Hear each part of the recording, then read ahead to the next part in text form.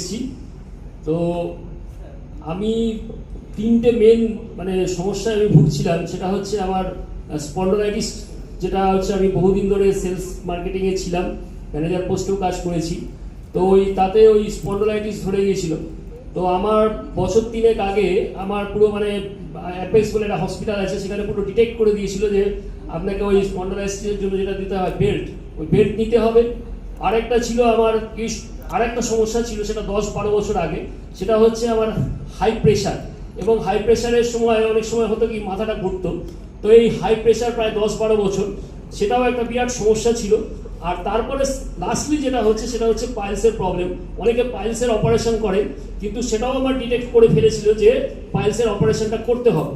তো ঠিক এই 3-3.5 বছরের আগে আমি আমার এক পাড়ার মেয়ের কাছ থেকে আমি এই মরিঙ্গোর বার্তাটা পাই, এবং আমি একটু খুঁতখুঁতে মানুষ, তার জন্য আমি ভেবেছিলাম যে এটা হয় না, কারণ আমরা সবসময় হসপিটাল, ডাক্তার, নার্সিংহোম এগুলো দেখে অভ্যস্ত।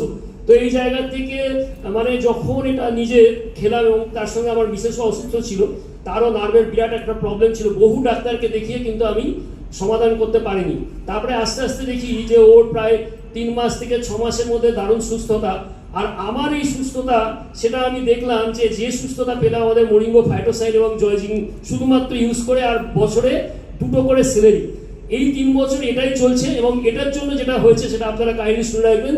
সেটা হচ্ছে যে আমার হসপিটাল লাগবে না, আমার ডক্টরস লাগবে না, আমার মেডিসিন লাগবে। আপনারাও যদি এটা করতে পারেন তাহলে আপনাদেরও কিন্তু এটা হবে। Thank you.